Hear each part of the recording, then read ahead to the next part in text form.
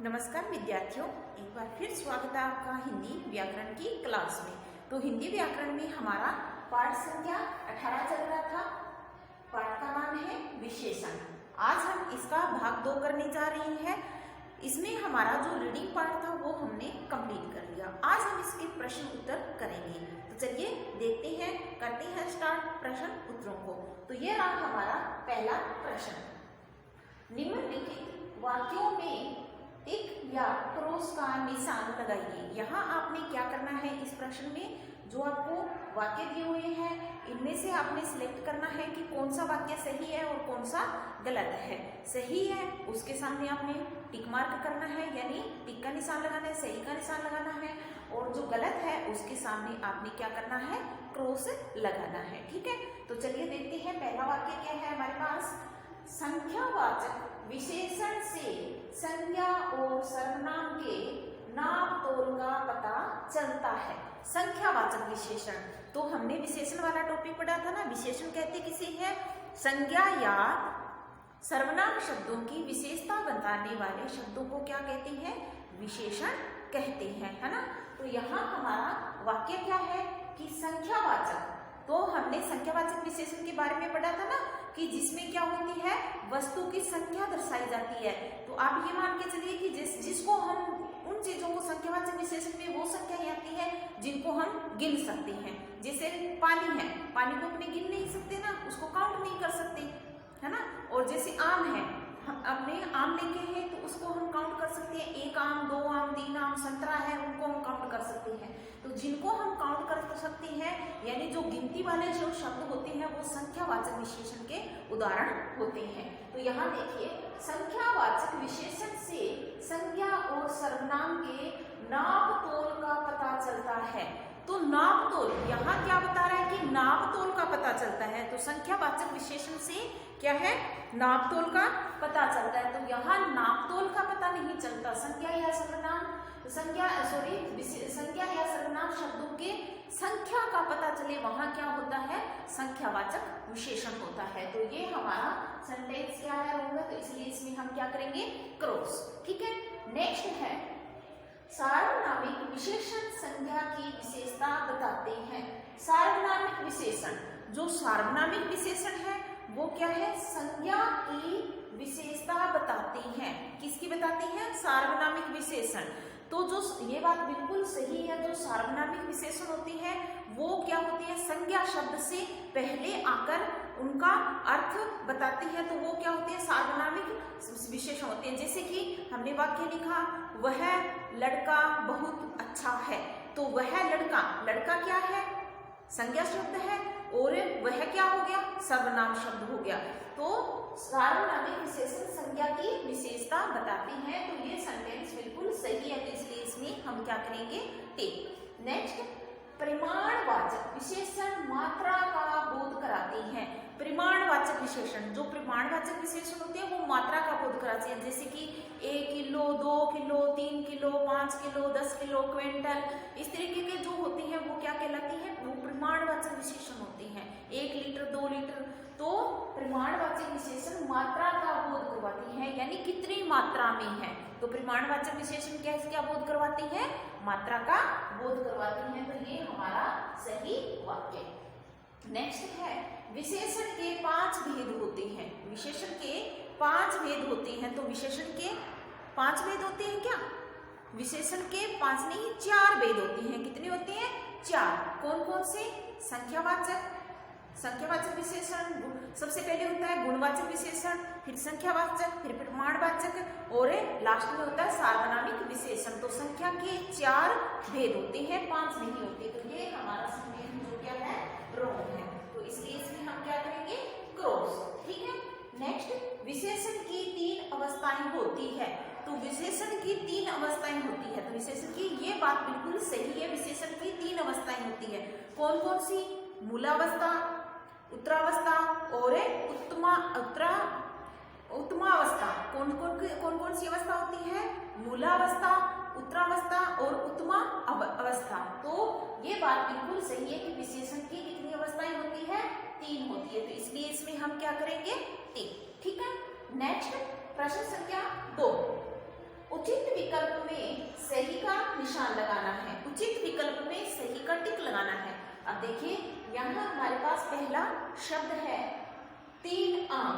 3 आम, आम कितनी है? 3। तो यहाँ अब आपने बताना है कि ये प्रमाणवाचक विशेषण है या संख्यावाचक विशेषण है। तो यहाँ आम कितनी है? 3 है। तो क्या हो रहा है, ये संख्या बता रहा है कि आम कितनी है? 3। तो संख्यावाचक विशेषण हुआ, तो क्या इसमें हम क्या करेंगे?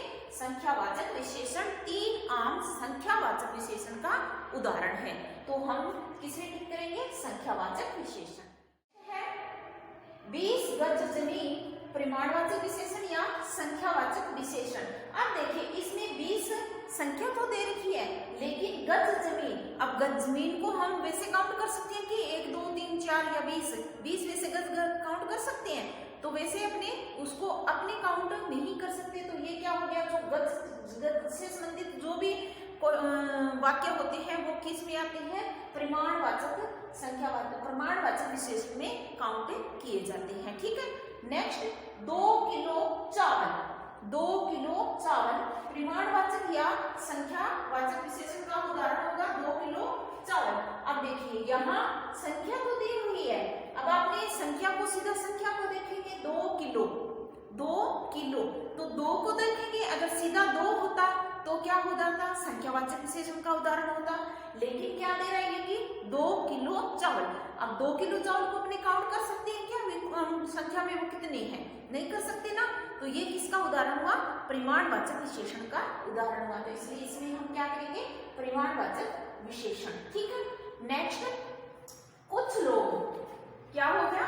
कुछ लोग। हमारे पास वाक्य क्या है? कुछ लोग प्रमाणवाचक या संख्यावाचक विशेषण का उदाहरण होगा।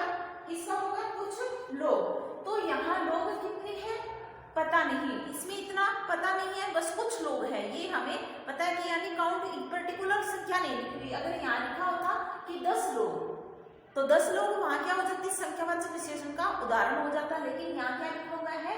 कुछ लोग। कुछ लोगों में लोग है तो हम किसमें काउंट करेंगे? प्रमाणवाचक विशेषण में।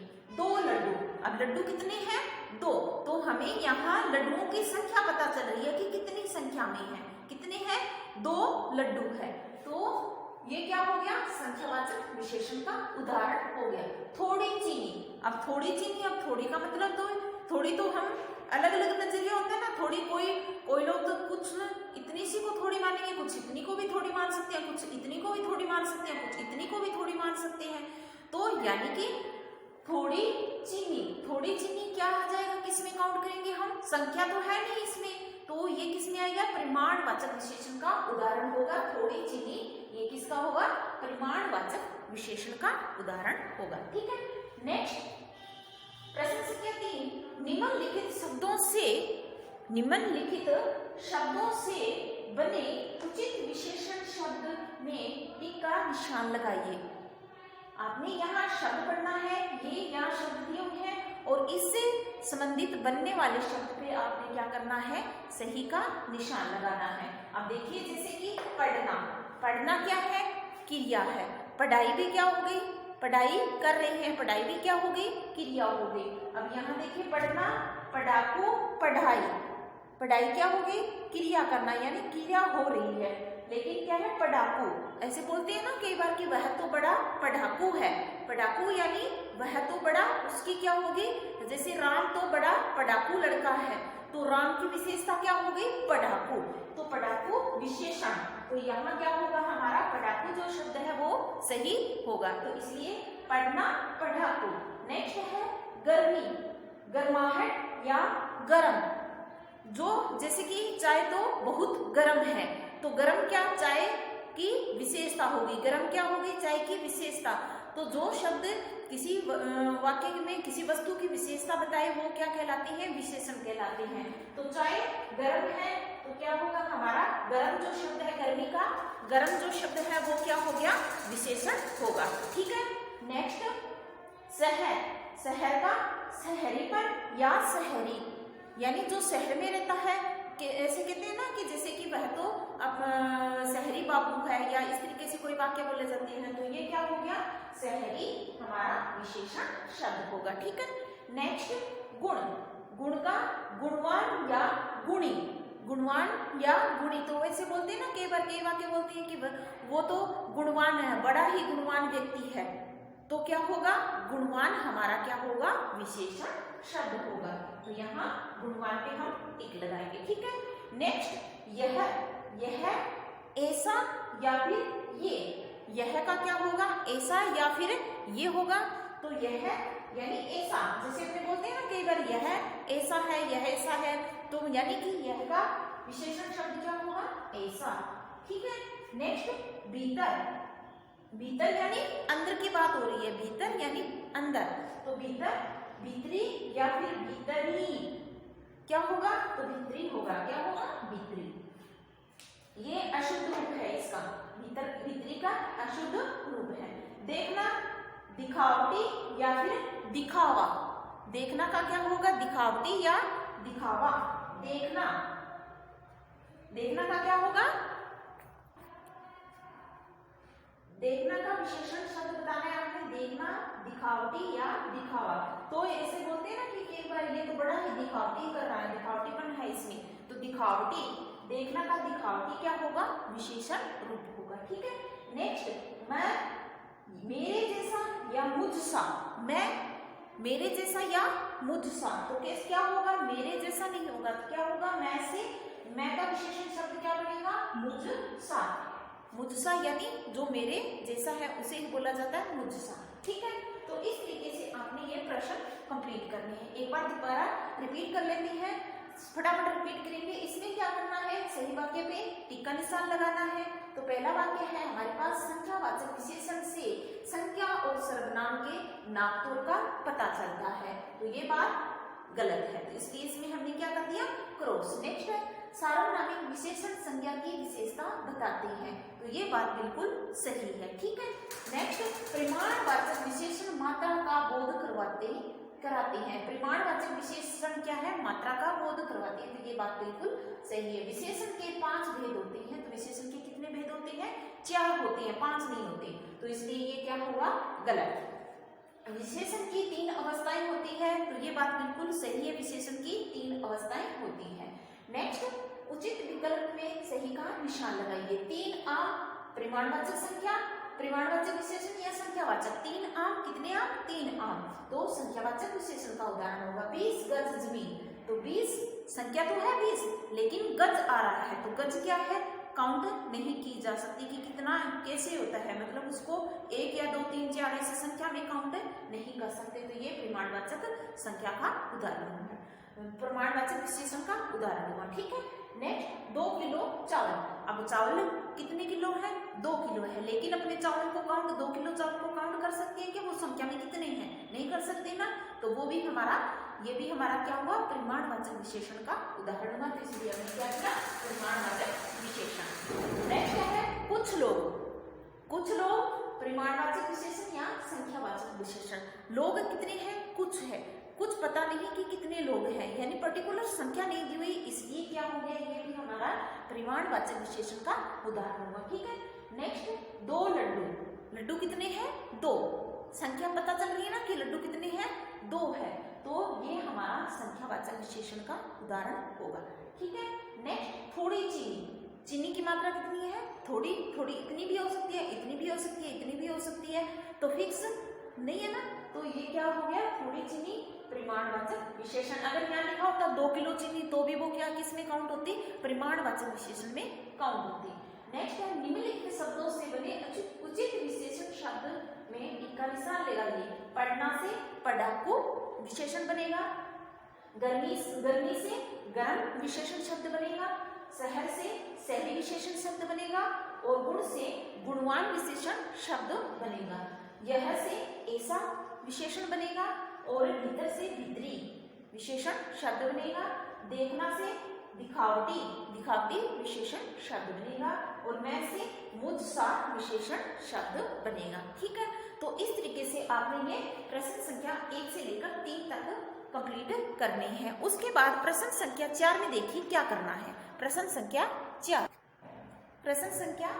में देखिए क्या करना है। निम्नलिखित वाक्यों को विशेषण की उचित अवस्था से मिलाइए। हमने विशेषण की 3 अवस्थाएं पढ़ी थी, मूलावस्था, उत्तरावस्था और उत्तमावस्था।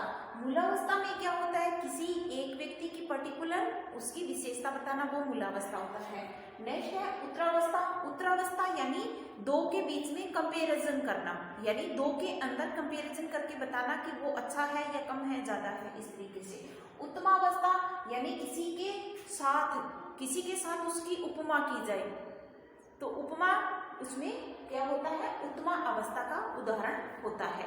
ठीक है, तो चलिए हम इनको मिलान करेंगे। सबसे पहले हमारे पास वाक्य है, रामू ईमानदार व्यक्ति है। रामू कैसा व्यक्ति है, ईमानदार। तो यहाँ अकेले रामू की बात हो रही है, उसकी विशेषता दर्शाई जा रही है, तो रामू ईमानदार व्यक्ति है, तो ये हमारा किसका उदाहरण होगा, मूला अवस्था का उदाहरण होगा। ठीक है, मूल अवस्था का उदाहरण होगा। वरुण कक्षा में सबसे बुद्धिमान है। वरुण कक्षा में क्या है, सबसे ज्यादा बुद्धिमान है। तो अब आप बताइए, इसमें से मूलावस्था में आएगा या उत्तरावस्था में या उत्तमावस्था में आएगा। वरुण सबसे अधिक बुद्धिमान है, तो वरुण क्या है, उत्तरावस्था में काउंट किया जाएगा। क्यों, क्योंकि इसके क्या है, दूसरे व्यक्तियों की तुलना में, यानी पूरी क्लास में बात हो रही है, पूरी क्लास के जिसमें हमने लिखा था, पढ़ा था ना, उत्तरावस्था में एक व्यक्ति स्थान अथवा वस्तु से दूसरे व्यक्ति स्थान अथवा वस्तु को अधिक कम बताया जाता है, एक दूसरे में तुलना की जाती है। जिसमें हमने पढ़ा था ना कि जैसे सचिन तेंदुलकर धोनी से अच्छा खिलाड़ी है, तो धोनी और सचिन तेंदुलकर दोनों के बीच में कंपैरिजन किया जा रहा है ना, तो है तो दोनों ही खिलाड़ी अच्छे खिलाड़ी है, लेकिन उसकी तुलना में किसी के साथ तुलना की जाए, तो अब क्या है, वरुण कक्षा में सबसे बुद्धिमान है, तो कक्षा के बच्चों के साथ उसकी तुलना की जा रही है, तो यहाँ क्या हो जाएगा हमारा उत्तरावस्था। ठीक है, नेक्स्ट, अभिषेक केशव से छोटा है। अब ये देखिए, अभिषेक की तुलना किसी एक दूसरे पर्टिकुलर यानी उसी के साथ तुलना की जा रही है। किसके साथ की जा रही है, अभिषेक और केशव आपस में की जा रही है उनकी, तो ये किसमें आ जाएगा, अभिषेक केशव से छोटा है, तो ये हमारा वाक्य जो है किसमें आएगा, ये भी हमारा उत्तरावस्था में होगा। रीना के बाल मम्मी से लंबे हैं।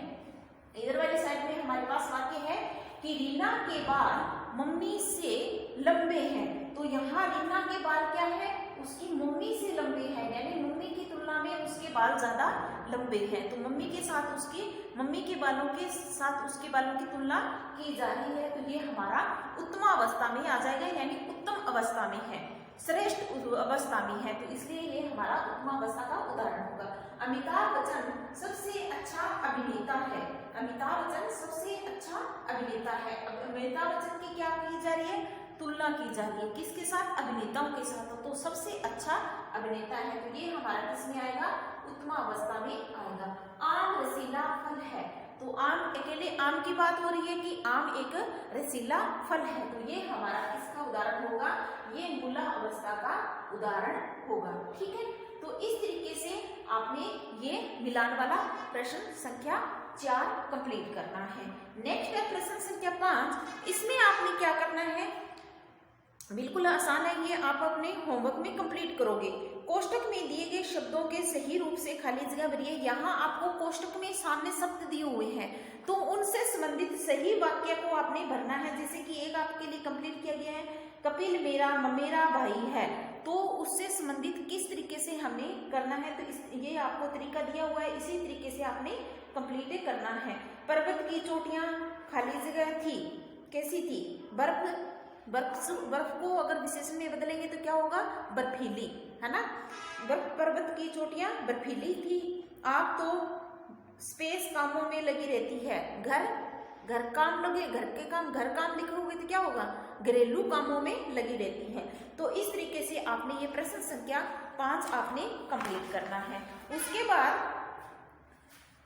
प्रश्न संख्या 6 में देखिए क्या करना है, निम्नलिखित प्रश्नों के उत्तर दीजिए। पहला प्रश्न है आपके लिए, विशेष्य किसे कहते हैं, तो यहाँ आपने विशेष्य की परिभाषा लिखनी है। ठीक है, नेक्स्ट है विशेषण के भेदों के नाम लिखिए। आपने विशेषण के भेद बताने हैं कि विशेषण के कितने भेद होते हैं और उनके कौन कौन से नाम होते हैं, तो वो नाम भी आपने लिखने हैं। नेक्स्ट है सार्वनामिक विशेषण और सर्वनाम में अंतर स्पष्ट कीजिए। सार्वनामिक विशेषण और सर्वनाम दोनों में आपको अंतर स्पष्ट करना है, ठीक है। तो ये वाले प्रश्न भी आप अपने आप करोगे, ये आपका होमवर्क है। आपने प्रश्न संख्या 5 और प्रश्न संख्या 6 को आपने होमवर्क में कंप्लीट करना है, ओके। तो ठीक है, इसे आप कंप्लीट कर लीजिएगा।